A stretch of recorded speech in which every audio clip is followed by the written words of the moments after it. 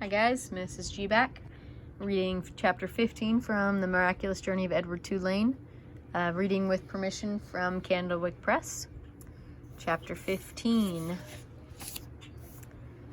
In the morning the sun rose and the cricket song gave way to a bird song, and an old woman came walking down the dirt road and tripped right over Edward.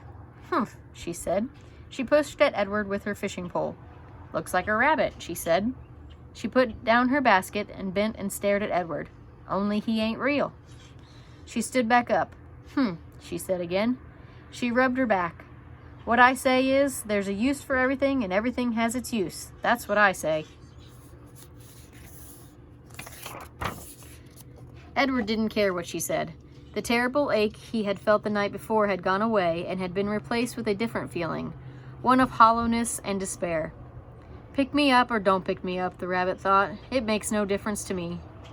The old lady picked him up. She bent him double and put him in her basket, which smelled of weeds and fish. And then she kept walking, swinging the basket and singing, "Nobody knows the trouble I seen." Edward, in spite of himself, listened. "I've seen troubles too," he thought. "You bet I have, and apparently they aren't over yet." Edward was right. His troubles were not over. The old woman found a use for him. She hung him from a pole in her vegetable garden. She nailed his ears to a wooden pole and spread his arms out as if he were flying, and attached his paws to the pole by wrapping pieces of wire around them. In addition to Edward, pie tins hung from the pole. They clinked and clanked and shone in the morning sun. "Ain't a doubt in my mind that you can scare them off," the old lady said. Scare who off? Edward wondered. Birds, he soon discovered. Crows. They came flying at him, cawing and screeching, wheeling over his head, diving at his ears. "Go on, Clyde," said the woman. She clapped her hands. You got to act ferocious." Clyde? Edward felt a wariness so intense wash over him that he thought he might actually be able to sigh aloud. Would the world never tire of calling him by the wrong name? The old woman clapped her hands again. "Get to work." "Get to work, Clyde," she said. "Scare them birds off." And then she walked away from him, of the garden and toward her small house. The birds were insistent. They flew around his head. They tugged at the loose threads of his sweater.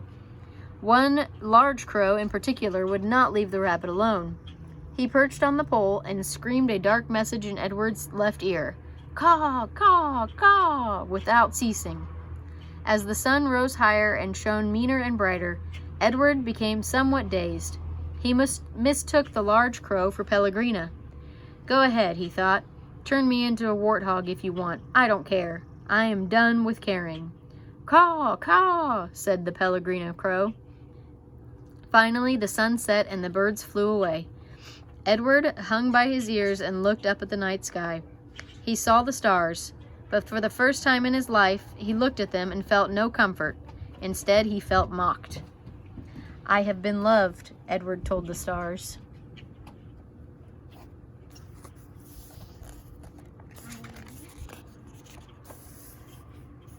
"You are down there alone," the stars seemed to say to him, "and we are up here in our constellations together."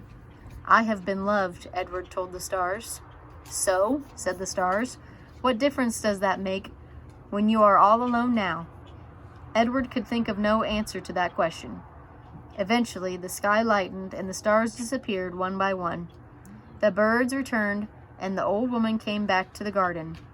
She brought a boy with her. And then that's the end of chapter 15. We'll read chapter 16 next time.